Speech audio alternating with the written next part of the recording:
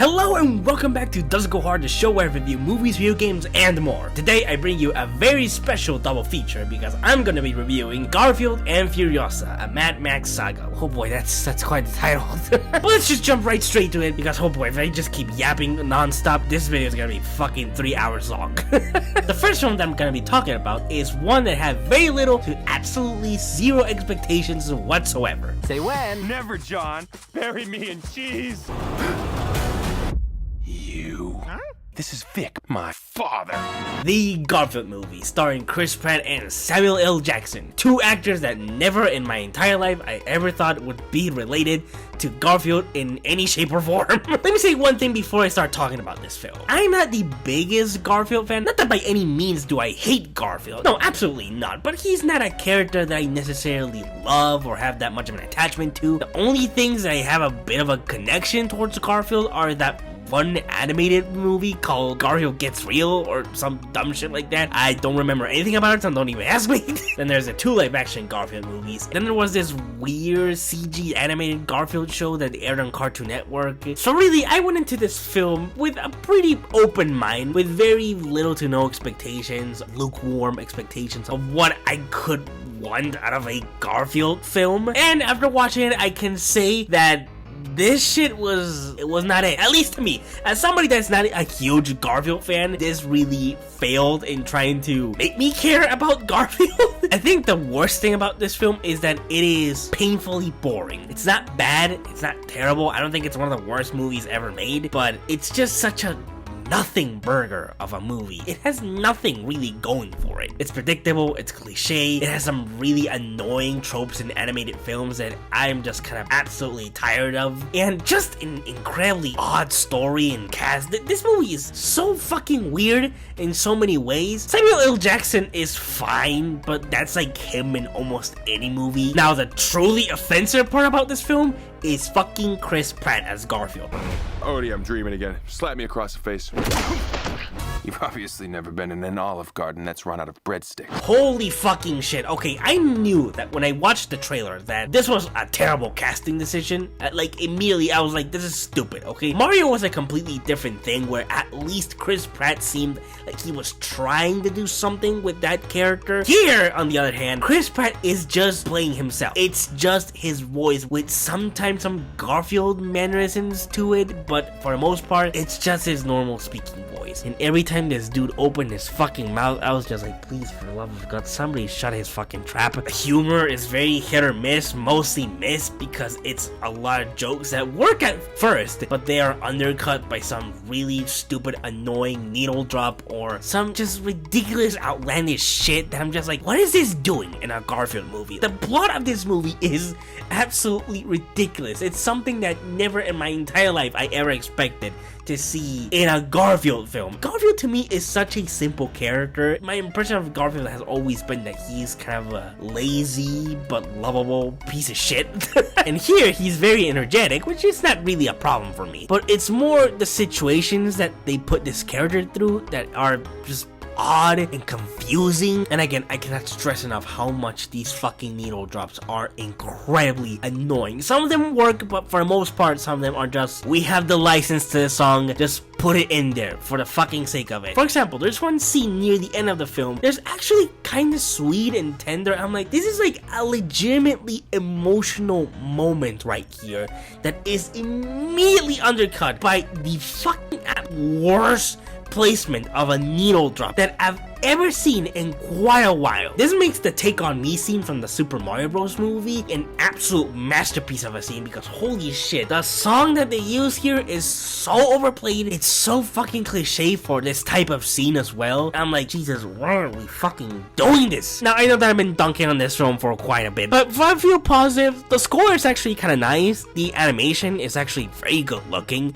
There are a few character moments here and there, especially some of them related to Garfield and John that are actually very sweet, and I was like, this is actually cool. I wish the movie was more about the dynamic between those two, or like Garfield, John, and Odie, instead of all this other stupid shit. Whatever, that's not the movie that we got. It's also a kids film that's going to entertain families just fine. So my final rating for the Garfield film is A plain meh. This film is just a plain old meh, but boy, that's kind of the reason why this makes the film so fucking boring, because it has nothing going. It's very inoffensive, and it's also not trying to say much. Sometimes being incredibly boring is worse than being complete dog shit. But what do you guys think about the Garfield movie? Do you think I'm being a little bit too harsh, or am I completely justified on this? Especially you Garfield fans, tell me if I'm in the right or in the wrong.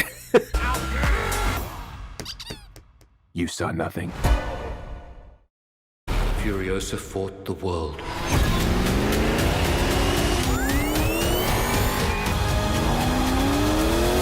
Remember me? Furiosa, a Mad Max Saga. So similarly to Garfield, I'm not really a huge fan of the Mad Max movies. Now, I've watched them before, definitely, but they were movies that just didn't quite hit for me personally. It wasn't until I watched Fury Road that I was like, okay, this right here is fucking peak fiction. This right here is absolutely awesome. So to say that I was really looking forward to Furiosa is a bit of an understatement. I was very excited for this. And after watching it, I can confidently say, George Miller, you're a fucking genius. I love you. Never stop making films. So yes, if it isn't fucking absolutely obvious, I loved Furiosa. I absolutely love this film. The acting, the writing, the action scenes, everything, the scenery, the colors, like everything about this film is just amazing in every single level. If I could pick maybe one little nitpick, is that there's some very odd usage of CGI here and there that is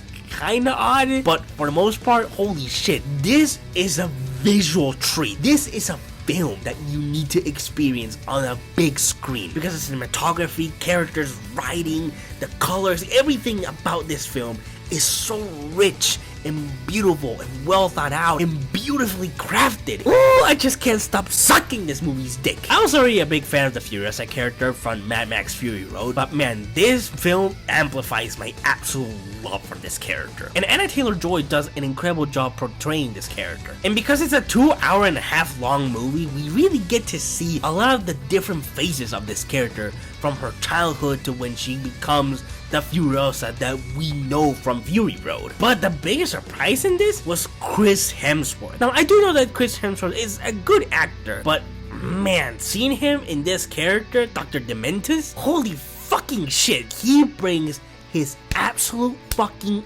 A-game to this performance. Every time he popped out on screen, I was just glued and locked in to everything this character did, said. Like, holy shit, this guy has come a long way since Thor 1.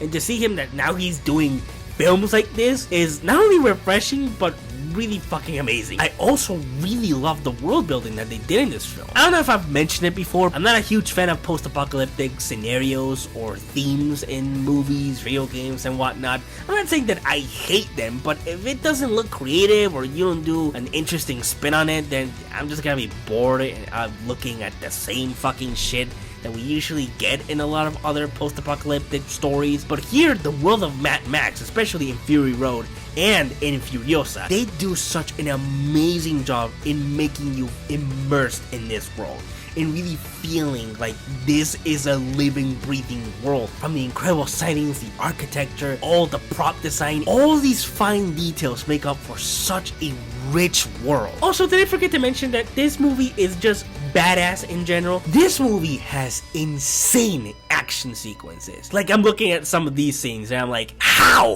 Ooh, that ending, I'm not gonna spoil anything, but holy shit, that ending went absolutely hard. I just can't stop gushing about every little thing about this film. This right now is on my list of favorite movies of the year. Fucking amazing, and it deserves your fucking ticket. Go watch this in a movie theater. Every second of this film is worth seeing on that big IMAX screen. So yes, after doing all this gushing and dick riding, I can say with full confidence that Furiosa, a Mad Max Saga, goes absolutely fucking hard. This movie is incredible in every sense of the word. Again, I cannot stress enough, please watch this on a big screen. It is worth every fucking dollar. But thank you so much for watching. What do you think of both films? Did you love them? Did you hate them? Or are you just kind of in the middle on both of them? Leave it down in the comments. I really want to know what you guys think about it. Also, don't forget to check some of my social media. I'll leave them right here. I know that I never promote my social media, and I think I need to start doing that a little bit more frequently. So here it is. And like always, good day, good night, and stay safe.